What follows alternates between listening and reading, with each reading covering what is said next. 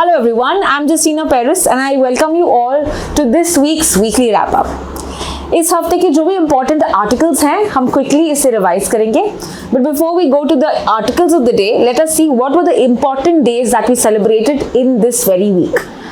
तो starting with 11th May, what is it celebrated as? National Technology Day. इसका official theme है यंत्र, जिसका full form है युगांतर for advancing new technology, research and acceleration. And why do we celebrate 11th May only as National Technology Day? Because इस दिन यानी 1998 में we had the Pokhran 2 का testing under Operation Shakti. We also did the test flight of Hansa 3 and test firing of Trishul missile इस दिन किया था. And who was the Prime Minister that time? It was Atal Bihari Vajpayee. तो इतने सारे important facts यहाँ पे दिखते हैं. So you can note this down. Let's proceed to the next day, which is 12th May. 12th May is celebrated as International Nurses Day. And why is it celebrated on 12th May only? That is because it is the day is recognizing Florence Nightingale की birth anniversary. तो इनका birthday मनाया जाता है. And who is Florence Nightingale? She is the founder of modern nursing. और इन्होंने मदद किया था specially during the Crimean war training of nurses के लिए इनका बहुत बड़ा हाथ है. The theme is our nurses our future, caring for nurses strengthens economies. Let's understand the next day. अगला जो दिन था हमने देखा 16th में 2 दिन सेलिब्रेट किया जाता है. First is international day of light. Okay, International Day of Light. And why only on 16th May? Because Theodore Maiman इन्होंने पहली बार सक्सेसफुल ऑपरेशन किया था लेजर्स का. That is why it is celebrated on 16th May. इस बार का जो थीम है it's light, innovation and society. Alright, next अगर 16th मई का और एक जो दिन है नेशनली या इंडिया में इसको मनाया जाता है as national dengue day. Okay, इसको हम डेंगी कहते हैं, we don't say dengue. But यहाँ पे what is the medium of how dengue is spread? It is because of a mosquito जिसका नाम है Aedes aegypti. Aedes aegypti. This is the name of the mosquito जो dengue फैलाता है. So that is celebrated on 16th May. Let's proceed to the next one, that is 17th May. 17th May is celebrated as World Telecommunication Day. World Telecommunication Day यानी आज का जो दिन हम देखते हैं 17th में है World Telecommunication Day मनाया जाता है because it is the founding day of ITU, which is the International Telecommunication Day. Okay, so that is the organization which talks or it deals with that. And ये 17th May इसका signing हुआ था. That is why it is celebrated on this particular day. तो ये पूरे days हमने देखे हैं. Now proceeding to articles. Firstly, let's take a quick update on the India-Pakistan conflict जो recently हुआ था. So 10th May हम देखते हैं there was also a ceasefire that was announced. And this ceasefire is up till 18th May. ceasefire 18th May तक है. Okay? India ने कौन सा ऑपरेशन चलाया था? ऑपरेशन सिंदूर, जो May 7th हमने स्टार्ट किया था in response to the terror attack that happened in Pahalgam, which killed 26 tourists. यहाँ पे हम देखते हैं हमने 9 टेरर इंफ्रास्ट्रक्चर फैसिलिटीज वैनिश या टारगेट किया था पाकिस्तान के साइड से एंड पाकिस्तान ऑक्यूपाइड कश्मीर के रीजन में. This is also we see that a ceasefire is currently happening. हम देखते हैं राजनाथ सिंह हमारे defence minister, he also visited Jammu Kashmir and यहाँ पे वो ये भी कहते हैं कि IAEA which is the international atomic energy agency, इनको सुपरवाइज करना चाहिए. जो न्यूक्लियर आर्सेनल है पाकिस्तान का, कितने इनके पास वेपन्स है, ये सब सुपरवाइज करना चाहिए इस बॉडी को. क्या है ये बॉडी? क्विकली इसका भी रिवाइज करते हैं. IAEA यानी इंटरनेशनल एटॉमिक एनर्जी एजेंसी. ये वर्ल्ड फॉरमोस्ट या पहली इंटरगवर्नमेंटल फोरम है जो डील करता है न्यूक्लियर फील्ड से. इसको कहा जाता है as atoms for peace and development. और ये चाहता है हम सेफ सिक्योर यूज करें ऑफ एटॉमिक एनर्जी और न्यूक्लियर एनर्जी. यहाँ पे ये रिपोर्ट्स देता है जनरल असेंबली और सिक्योरिटी काउंसिल को. एंड रिमेंबर ये जो बॉडी है it has its headquarters in Vienna, that is Austria. Let's proceed to the next one to understand कौन से बेसिस हमने टारगेट किए थे, इसके नाम यहाँ पे लिखे हैं तो जल्दी से एक बार देखते हैं। पाकिस्तान के एयर बेसिस भी हमने टारगेट किए हैं। So what is that? One is Nur Khan which is in Rawalpindi, Murid Chakwal, Sukkur, रहीम यार खान। ऑलराइट, सो यहाँ पे आप देख सकते हैं इन द मैप। इसके अलावा we have Mushaf which is Sargoda, Shahbaz which is Jacobabad and Bolari, Jamshoro, Rafiqui in Shorkot. तो ये 8 बेसिस को टारगेट किया था इंडियन आर्मी ने। कुछ रेडार साइट्स भी हमने टारगेट किया है in the Punjab province of Pakistan which is in Pasrur which is Sialkot, Chunian Kasur district Lahore. इनके अलावा सिंध प्रोविंस में we have targeted Malir cantonment Karachi and these were part of air defence system. तो यहाँ पे आप मैप में वापस से देख सकते हैं these okay that we see are the Pakistan के एयर बेसिस एंड यहाँ पे हम देखते हैं these are the radar systems। हमने 9 ऐसे कैंप्स को भी टारगेट किया है on May 7th under operation Sindoor. ये जो हम देखते हैं this happened in May 10th, तो ये इसके 2 दिन के बाद हमने यहाँ पे भी टारगेट किया था after Pakistan also retaliated in this case. यहाँ पे हम देखते हैं हमारे जो प्राइम मिनिस्टर है ये विजिट करते हैं आदमपुर एयरबेस जो है पंजाब में which is located 100 kilometres from the Pakistan border. Now why did he do that? Because Pakistan का क्लेम था कि पाकिस्तान ने आदमपुर एयरबेस को उड़ाया था, डिस्ट्रॉय किया था and also with regard to S-400 air defence system उन्होंने टारगेट किया था। बट इसी को इनको ही एक मैसेज देने के लिए कि हमारा जो एयरबेस है बिल्कुल सही है, कुछ यहाँ पे डिस्ट्रक्शन नहीं हुआ है, इसीलिए ये यहाँ पे उन्होंने विजिट किया है। क्लियर? सो आदमपुर एयरबेस की अगर हम बात करें पंजाब में है ये, it is the second largest airbase. Okay, and बहुत सारे यहाँ पे स्क्वाड्रंस हैं, बहुत सारे यहाँ पे एयरक्राफ्ट पाए जाते हैं जैसे राफेल एंड MiG-29। बहुत सारे इंपॉर्टेंट रोल्स इस एयरबेस ने प्ले किया था specially during the 1965 and the 1971 India Pakistan war. इसके बाद हम देखते हैं पाकिस्तान लोन लिया है इन्होंने किससे? IMF से, राइट? तो ये टोटल $7 बिलियन का लोन है जो सैंक्शन या अलाउ किया था लास्ट ईयर, बट अभी कितना इन्होंने रिलीज किया है? अभी रिलीज किया है $1 बिलियन। अभी रिलीज करंटली किया है $1 बिलियन। तो IMF के बारे में क्विक फैक्ट्स जान लेते हैं and this whole issue. IMF की अगर हम बात करें, it is a specialised UN agency जो फॉर्म हुई थी 1944 में at the Bretton Woods conference. इसी कॉन्फ्रेंस में हम देखते हैं वर्ल्ड बैंक भी फॉर्म हुआ था। So what is the major purpose of IMF? IMF चाहता है कि वो प्रमोट करे मॉनेटरी कोऑपरेशन जो कंट्रीज झेल रहे हैं with regard to balance of payment problems या they are in some economic turmoil, economic crisis. तो इनको ये मदद करती है by placing some conditions. India को भी यहाँ पे लोन दिया है IMF ने पहले, स्पेशली इन द 1991, और जिसके कारण हमने LPG रिफॉर्म्स भी ले लिए थे during the time when the finance minister was Manmohan Singh and the prime minister was PV Narasimha Rao. अभी हम देखते हैं IMF का जो हेडक्वार्टर्स है वो कहाँ पे है? हेडक्वार्टर्स है Washington DC। Current managing director जो है इस क्रिस्टलिना जियोर्जीवा। तो ये आपको फैक्ट्स याद रखने हैं। यहाँ पे जो लोन्स मिलता है, ओके, यहाँ पे आपको देख सकते हो कि the currency that we talk about और the asset that we talk about is the SDR which is the special drawing rights. ठीक है, ये एक रिजर्व एसेट्स होता है जो IMF ने क्रिएट किया ताकि वो किसी एक पर्टिकुलर करेंसी को बेनिफिट ना करे या you can say ज़्यादा जोर ना दे। So that is why there are a basket of currencies and there are 5 currencies in this like euro, pounds, dollars, yuan Japan का है, as well as with regard to when you yen and yuan. Okay, so that is what we can remember. Let's proceed to the next article. Okay, before that, ये जो loan है इसको हमने क्या कहा है? इस लोन को कहते हैं हम extended fund facility. So we don't call it a loan, we'll call it the extended fund facility. Who is it giving? Given by IMF to whom? To Pakistan. Clear? So it provides loans to countries, और ये grants नहीं है, मतलब इनको वापस से repay करना पड़ेगा, पाकिस्तान को वापस से देना पड़ेगा। और पाकिस्तान को क्यों मिला है? बिकॉज उन्होंने एक्चुअल में ज्यादा इंप्रूवमेंट किया है। पहले उनका जो जीडीपी था it was falling, but now it has improved, and उन्होंने बहुत सारे फैक्टर्स यहाँ पे किए हैं, and they require it because of economic governance, population growth ज्यादा हो रहा है, so they are in need of the funds, and इसीलिए IMF इनको मदद कर रहा है। In fact apart from IMF there are other institutes that are also giving loan.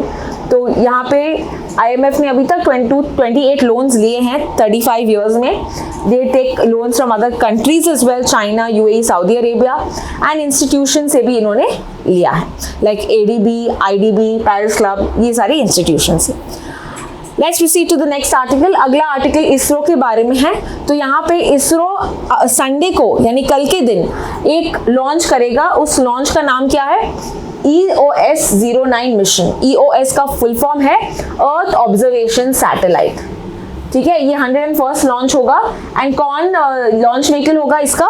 It is PSLV C61। This will be the launch vehicle. कहाँ से launch किया जा रहा है इसका?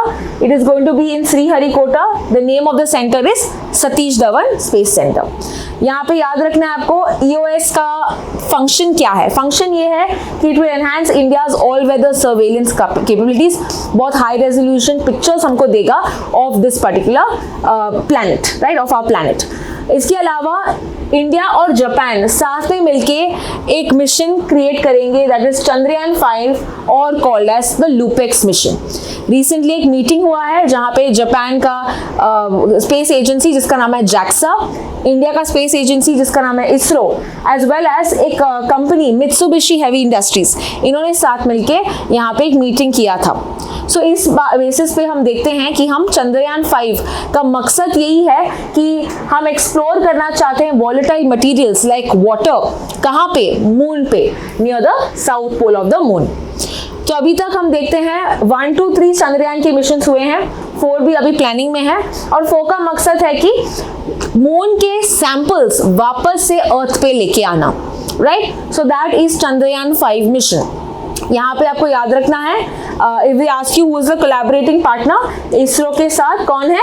जापान है। जापान का एजेंसी का नाम है JAXA। ऑलराइट, तो कौन से लॉन्च व्हीकल से इसको लॉन्च कर रहे हैं? इट इज JAXA का लॉन्च व्हीकल जिसका नाम है H324L, H324L। यहाँ पे लैंडर इसरो बनाएगा, और जो रोवर है that is helping to move on the moon, that is MHI, which is Mitsubishi heavy industries, a Japan company. दूसरे इंस्ट्रूमेंट्स भी दूसरे कंट्री से लेंगे, जैसे कि इसरो, JAXA, ESA, NASA, ये मदद करेंगी for creating instruments for Chandrayaan 5। तो ये पूरा हमने देखा चंद्रयान 5 की मिशन के बारे में। Let's proceed to the next. यहाँ पे हम देखते हैं द्रौपदी मुर्मू, हमारी जो प्रेसिडेंट है, इन्होंने क्या किया है? इन्होंने आर्टिकल 143 इन्वोक किया है। What is article 143? 143 is basically asking the advice और seeking the advice of the supreme court. तुम जब सुप्रीम कोर्ट का एडवाइस मांगते हो, दैट इज 143 आर्टिकल।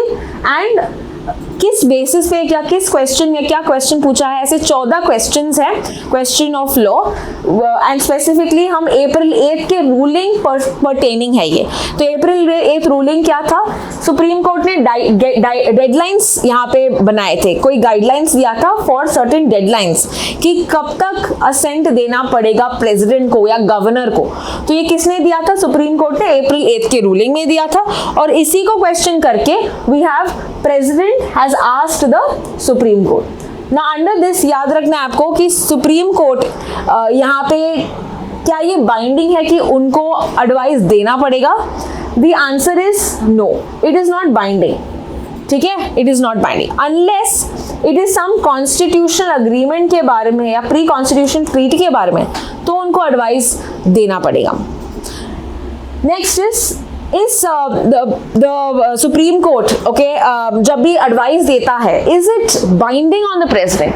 मान लो सुप्रीम कोर्ट ने एडवाइस दे भी दिया, तो क्या ये प्रेसिडेंट पे बाइंडिंग है? The answer is no, because ये एडवाइस है ना, इट्स एडवाइजरी इन नेचर, तो ये नॉन बाइंडिंग होता है प्रेसिडेंट पे।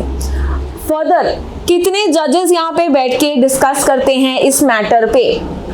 The answer is 5। ठीक है, 5 जज बेंच होता है, अपना वो मेजॉरिटी व्यू या ओपिनियन देके they present it to the president. तो ये हमने देखा president's review. Let's proceed to the next one which is called as the right to repair movement. Okay, so यहाँ पे एक इंडेक्स दिया जाता है। What is the name of the index? Reparability index और द RI। ये किसने introduce किया है? ये इंट्रोड्यूस किया है डिपार्टमेंट ऑफ कंज्यूमर अफेयर्स 2025 में ये इंट्रोड्यूस किया है। तो ये क्या मेजर करता है? It is a scoring system to check how easily electronic products या appliances repair हो सकते हैं। So repairability index basically tells how easily it can be repaired. Clear? कौन से फैक्टर्स कंसिडर करते हैं कि उसका कोई स्पेयर पार्ट्स क्या अवेलेबल है, the cost of repair, the ease of repair check करते हैं, क्या सॉफ्टवेयर अपडेट्स अवेलेबल हैं, as well as the access to repair manuals या कोई टूल्स अवेलेबल है कि नहीं। So all these actually relate to how easily it can be repaired. तो ये है repairability index के बारे में। एंड क्यों repairability करना चाहिए? Why does it matter? Because पहले हम देखते थे devices used to last longer, right? And newer ones tend to break down more quickly. तो यहाँ पे हम देखते हैं बहुत जल्दी products अगर खत्म हो जाएंगे, waste इसमें बढ़ेगा, right? वेस्ट बढ़ जाएगा बिकॉज एक बार it is not useful, the waste will increase. और ये ई वेस्ट जब जनरेट होता है then this will cause problems to the environment.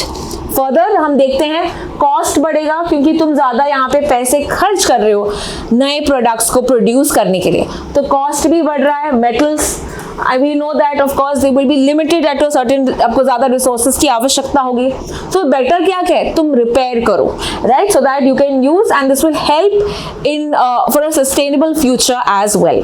तो रिपेयरेबिलिटी इंडेक्स में हम देखते हैं India's approach to right to repair. यहाँ पे हमने लॉन्च किया है right to repair portal in 2022 और हम कंज्यूमर्स को प्रोवाइड कर रहे हैं with access to authorise service centres, repair information, ताकि वो भी अपने प्रोडक्ट्स रिपेयर कर पाएंगे।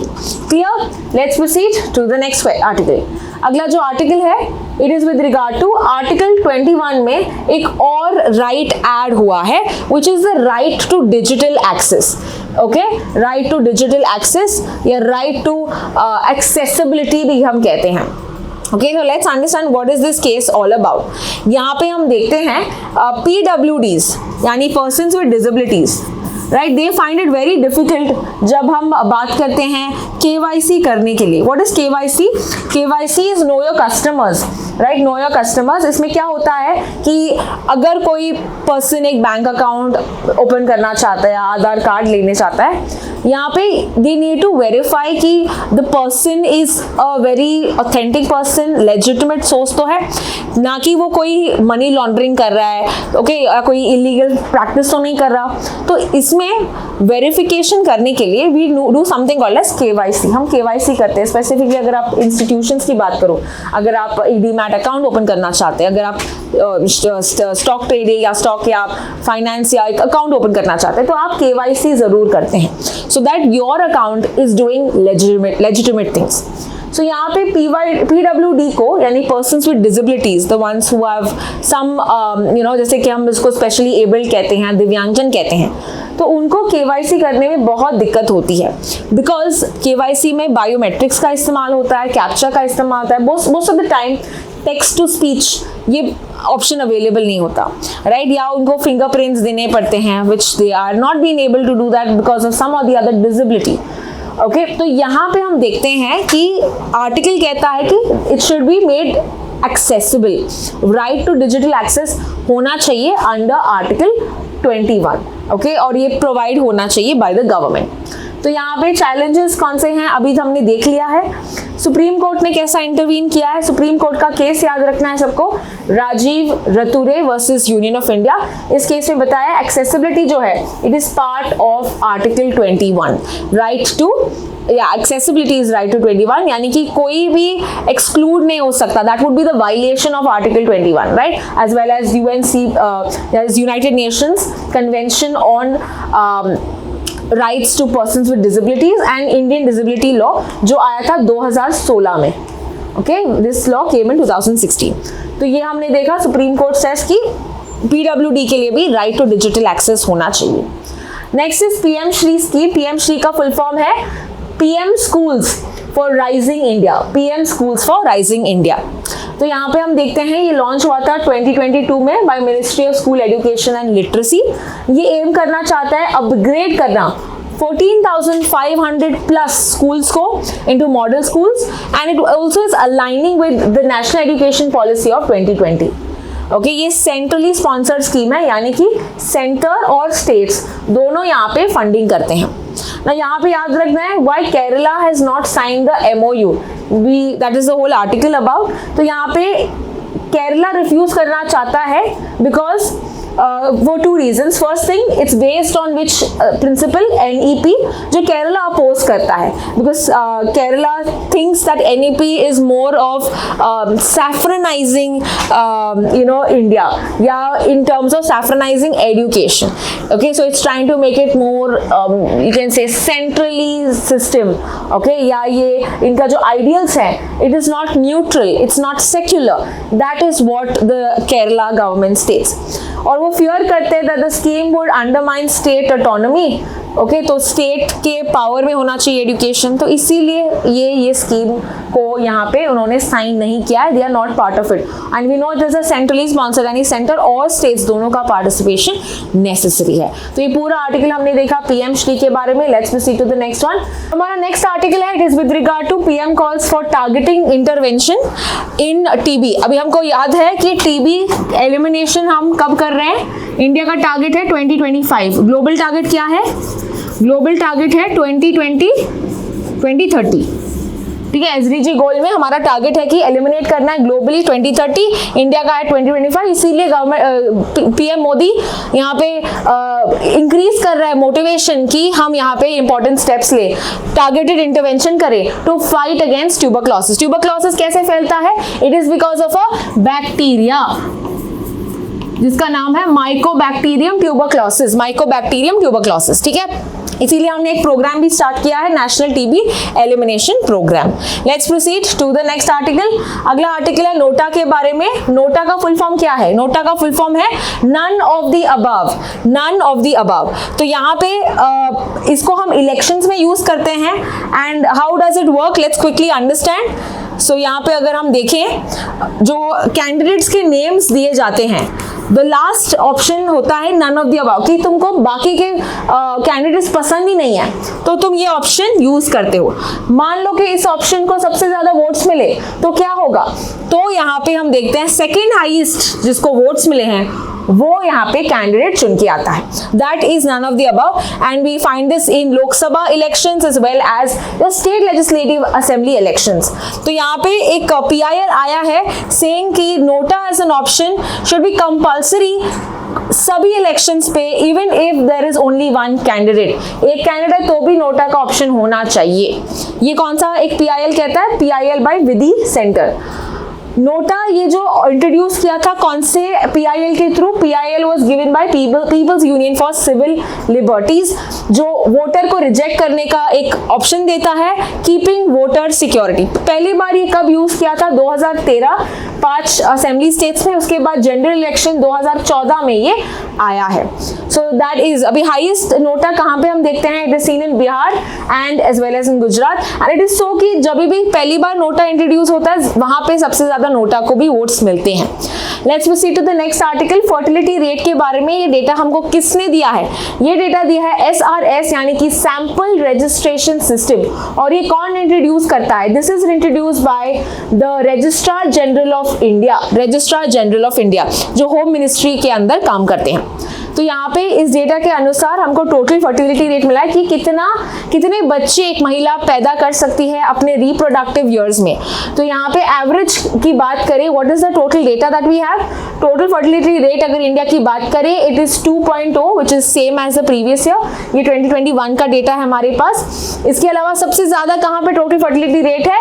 It is in Bihar which is 3, and सबसे कम अगर पूछा तो दिल्ली एंड वेस्ट बंगाल में है, विच इज एट 1.4. ठीक है, that is the current data that we have. Replacement level fertility nation wide हम रीच किए हैं 2.1.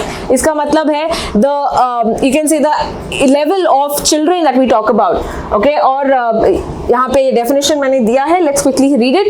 Total fertility rate at which population replaces itself from one generation to the next. यानी कि अपने बच्चे जो अपने पेरेंट्स को रिप्लेस करते हैं, राइट? तो अगर ये एक स्टैंडर्ड होना चाहिए, then it would be 2.1. And यहाँ पे डेसिमल दिया है 0.1 बिकॉज वी सी दैट हम एवरेज देख रहे हैं, right? We take an average number. So sometimes the people have 3 children, sometimes people have 2 children, some children die also. So इसीलिए एक एवरेज नंबर देखते हैं हम, that is 2.1. Next one, let's proceed to the next article. यहाँ पे केरला ने campaign start किया है, वृत्ति कैंपेन. तो आपको यहाँ पे क्वेश्चन आ सकता है, Vritti campaign is done by which state? Okay, so this is Kerala. 2 अक्टूबर को इन्होंने रिलीज किया है and this is very similar to Swachh Bharat mission, क्योंकि ये क्लेanलीनेस प्रमोट करता है बॉडी एंड माइंड का. They also take a number of stakeholders, chief minister, sanitation workers, bureaucrat सभी यहाँ पे काम करते हैं. And it is a bottom up approach. Bottom up यानी कि ग्राउंड लेवल, कम्युनिटी लेवल पे यहाँ पे ज्यादा एक्टिविटी दिख रहा है. स्वच्छ Bharat mission is a top down approach, यानी कि ऊपर से यहाँ पे यू नो मेजर्स देते हैं, टारगेट्स देते हैं. So that is taken from above to below, right? So that is the difference between SBM, which is a central level mission, and Vritti campaign, which is a state level of Kerala. And the last article of the day that we're going to be seeing is with regard to the new CJI, who is Justice B.R. Gavai. ठीक है, ये 6 months tenure के लिए है because he is going to finish his tenure. And what is the tenure of a Supreme Court judge? It is 65 years. Right? तो ये एक 52nd CJI है. He is the Buddhist CJI that we see. And यहाँ पे maximum हम देखते हैं HC अगर होता है तो याद रखना it will be just 62 years. तो ये article 124 talks about appointment of the supreme court. And कौन अपॉइंट करता है? It is the president that does the appointment. To be a supreme court जज, this is a criteria or the category which is 10 years high court lawyer बनना चाहिए, या in the opinion of a president he should be a distinguished jurist, या 5 साल he should be a judge of a high court. So this is all the important articles that we have seen throughout the week, and that's all for the day. Thank you so much for watching.